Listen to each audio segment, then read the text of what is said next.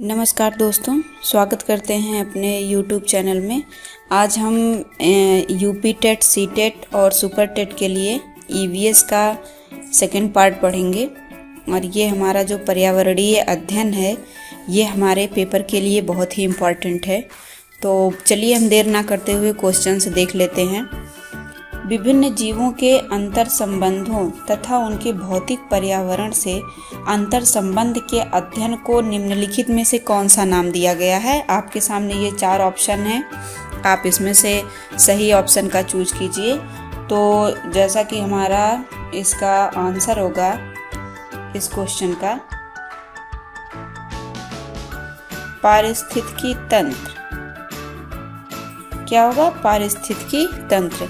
और ये जो हमारा पारिस्थितिकी शब्द है, इस शब्द का जो प्रयोग सर्वप्रथम किसने किया था? इस शब्द का प्रयोग सर्वप्रथम ए हैकल ने किया था। किसने किया था? ये हैकल ने। तो आप इसको याद रखिएगा। और इनके द्वारा किया गया था। तो इन्होंने क्या किया था कि विभिन्न जीवों तथा भौतिक पर्यावरण से उनके संबंधों का अध्ययन किया था। और इस विज्ञान के अंतर्गत जो है इन्हीं चीज़ों का अध्ययन किया जाता है। नेक्स्ट, निम्न ऊर्जा संसाधनों में से किसका अविवेकपूर्ण उपयोग पर्यावरण के प्रदूषण के लिए मुख्यतः उत्तरदायी है? तो जो हमारा पर्यावरण प्रदूषण के लिए मुख्यतः उत्तरदायी है वो हमारा कौन सा है? जीवाश्म ईंधन। जीवाश्म ईंधन जो है ये कोयला, खनिज और कौन कौन से होते हैं? इसमें खनिज तेल हो गया। और इसमें आते हैं हमारे प्राकृतिक गैस हैं जिनका उपयोग क्या होता है?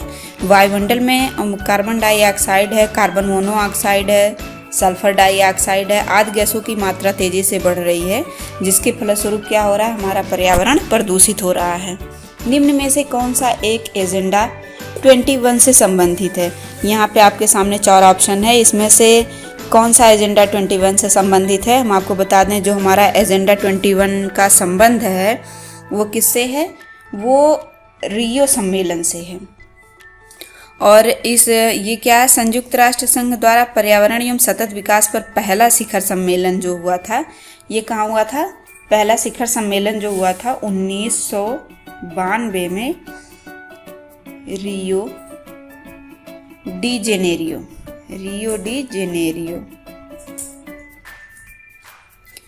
तो यहाँ पे, और ये कहाँ पे हमारा रियो डी जेनेरियो? ये है ब्राज़ील में। कहाँ पे? ब्राज़ील में। तो यहाँ पे इसका आयोजन किया गया था, जिसमें 21वीं सदी के लिए क्या हुआ था? पर्यावरण विकास हेतु कार्यक्रम निर्धारित किया गया था। और इन्हीं कार्यक्रमों को हम किस नाम से जानते हैं? एजेंडा 21। पर्यावरण प्रदूषण के निम्नलिखित प्रभाव हैं। पर्यावरण जो हमारा आज प्रदूषित हो रहा है उसके प्रभाव निम्नलिखित हैं। तो यहाँ पे 4 ऑप्शन है। धरातल पर पहुँचने वाले सूर्य के प्रकाश की मात्रा को कम करता है, कोहरे में वृद्धि होती है, वातावरण के तापीय गुणों को परिवर्तित कर देता है, या उपयुक्त सभी। तो ये जितने हैं ये सारे क्या करते हैं? हमारे पर्यावरण को प्रदूषित करते हैं। तो इन सभी की वजह से हमारा पर्यावरण क्या हो रहा है? प्रदूषित हो रहा है, जिसकी वजह से ग्लोबल वार्मिंग की समस्या उत्पन्न हो जा रही है और ग्रीन हाउस का प्रभाव उत्पन्न हो रहा है। इसमें क्या क्या है? कौन कौन सी गैसें होती हैं? कार्बन डाइऑक्साइड है, जिसे हम CO2 कहते हैं, और इसमें मीथेन है, आपका नाइट्रस ऑक्साइड है। तो ये सब क्या करती हैं? ये सब जो है हमारे ग्रीन हाउस को इफ़ेक्ट कर रही हैं और ये एक घना आवरण बनाती हैं पृथ्वी के चारों ओर, जिससे जो है ये कोहरा, ग्लोबल वार्मिंग, ग्रीन हाउस, इन सब का इफेक्ट हो रहा है। निम्नलिखित में से किसी पर्यावरण के मूल संगठनों में नहीं सम्मिलित किया जाता है? पर्यावरण के मूल संगठन में जो नहीं सम्मिलित है वो हमारा कौन सा है? वो स्थानिक संगठन है। ये हमारा स्थानिक संगठन क्या है? ये जैव और अजैव पर्यावरण के मूल संगठन है, जिन्हें हम क्या करते हैं? इन्हें हम ऊर्जा पारिस्थितिकी क्षेत्र का एक आधार मानते हैं। निम्नलिखित में से कौन सा कथन पर्यावरण प्रदूषण को सुपरिभाषित करता है? इसमें आपको 4 ऑप्शन मिले हैं, जिसमें से कौन सा है? भूमि, वायु और जल की मुख्य विशेषताओं में ये हमारा क्या करता है? भूमि, वायु और जल की मुख्य विशेषताओं में अनचाहा परिवर्तन है, जिससे मानव एवं अन्य जीवों पर इसका हानिकारक प्रभाव पड़ रहा है। तो ये हमारा पर्यावरण प्रदूषण को सुपरिभाषित करता है। विश्व वन दिवस कब मनाया जाता है? दोस्तों ये बहुत ही आसान क्वेश्चन है। ये हम लोग छोटे लेवल से ही, क्लास 5th से ही हम लोगों को बताया जाता है कि विश्व वन दिवस कब मनाया जाता है। तो हमारा जो विश्व वन दिवस है ये 21 मार्च को मनाया जाता है। और विश्व पृथ्वी दिवस जो है ये हमारा 22 अप्रैल को मनाया जाता है। आप लोग याद करते चलिएगा। 21 मार्च को विश्व वन दिवस, 22 अप्रैल को पृथ्वी दिवस, और जो विश्व पर्यावरण दिवस है ये हमारा कब मनाया जाता है? ये हमारा 5 जून को। तो एक साथ आप ये तीनों क्वेश्चन तैयार कर लीजिएगा। निम्नलिखित में से कौन ओजोन क्षरण का कारण है? जो हमारा ओजोन क्षरण हो रहा है इसमें से ओजोन क्षरण का कारण कौन है? तो इसमें कौन सी है? क्लोरीन है। क्लोरीन की वजह ये जो क्या करती है कि जब यह विभिन्न स्रोतों से उत्सर्जित क्लोरीन गैस ऊपर उठती है तो ये क्या करती है कि इससे जो ओजोन उससे उत्सर्जित प्रक्रिया होती है वह क्लोरीन मोनोऑक्साइड एवं ऑक्सीजन का निर्माण करती है। तो इससे क्या होता है कि क्लोरीन का एक अणु ओजोन के कई अणुओं को नष्ट करने में सक्षम हो जाता है। धान के खेतों तथा जुगाली करने वाले पशुओं से कौन सा प्रदूषण उत्सर्जित होता है? इससे जो प्रदूषण होता है वो हमारा होता है मीथेन। और ये किससे होता है? धान की खेती और जो जुगाली करने वाले पशु हैं इनसे होता है। वायुमंडल में CO2 तथा आर्गन कितने प्रतिशत पाए जाते हैं? जैसा कि आप लोग जानते हैं कि हमारे वायुमंडल में कई तरह की गैसें पाई जाती हैं। तो इसमें पूछा है कि जो वायुमंडल में CO2 है और उसमें आर्गन है उनका कितना प्रतिशत होता है? तो उनका हमारा होता है 0.03 और ये 0.93% होते हैं। वह कौन सी गैस है जो आगरा के ताजमहल की तबाही का कारण बनी? आगरा के ताजमहल की तबाही का कारण जो है वो हमारी सबसे ज़्यादा कौन सी गैस है? SO2। SO2 हमारे आगरा के अस्तित्व को खतरे में डाल रही है। भारत के किस प्रदेश में ओजोन परत की मोटाई ज़्यादा है और कहाँ सबसे कम है? उत्तरांचल, असम, राजस्थान, केरल, श्रीनगर, त्रिवेंद्रम, अरुणाचल और कर्नाटक। तो जो ओजोन परत की मोटाई है वो सबसे ज़्यादा कहाँ है? श्रीनगर में है और सबसे कम कहाँ पे है? त्रिवेंद्रम में है। दमघोटू गैस किस गैस की उपमा है? जो दमघोटू गैस है उसमें से किसकी उपमा है? Carbon dioxide, carbon monoxide, sulphur dioxide, nitrogen oxide. तो ये क्या है? ये कार्बन मोनोऑक्साइड का है। सुपरसोनिक जेट विमानों से निकलने वाली कौन सी गैस ओजोन परत को पतला करती है?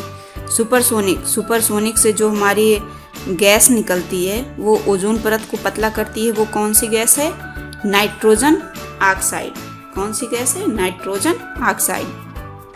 पार्थिनियम गाजर घास के परागकण से कौन सा रोग होता है? तो ये जो गाजर घास के परागकण होते हैं इसमें से चर्म रोग एवं दमा होता है।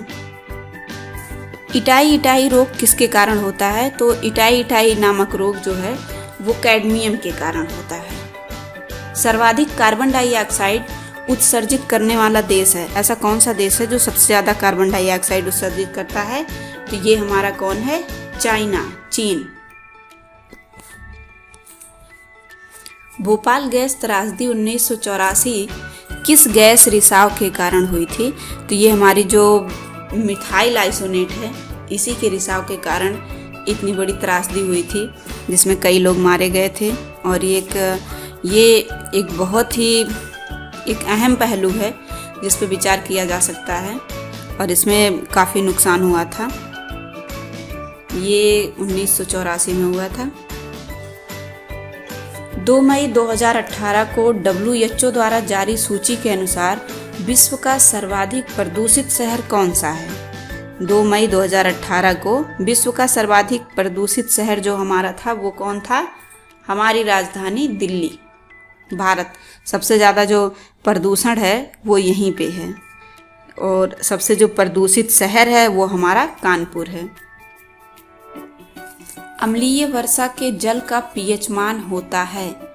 अम्लीय वर्षा के जल का जो पीएच मान होता है वो होता है 4.2 से कम होता है। हरित डीजल किसका यूरो मानक डीजल है? हरित डीजल जो है ये किसका यूरो मानक डीजल है?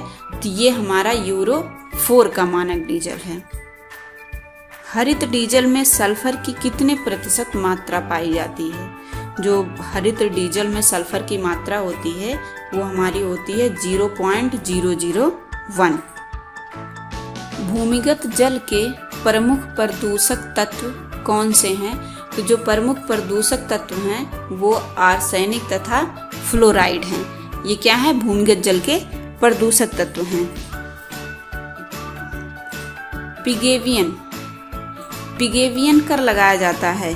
जैसा कि आप सभी लोगों ने जाना है कि कई सारे ऐसे कर होते हैं जो लगाए जाते हैं, तो उसमें से एक कर है पिगेवियन कर। ये पिगेवियन कर किस कारण से लगाया जाता है? तो जो प्रदूषण फैलाए जाते हैं उसके कारण पिगेवियन कर लगाया जाता है। कठोर जल को मृदु जल बनाने हेतु अपमार्जकों में मुख्यतः किसका प्रयोग किया जाता है? जो कठोर जल होते हैं उन्हें मृदु जल बनाने में जो हमारा अपमार्जक यूज होता है वो होता है सोडियम ट्राइपॉलीफॉस्फेट।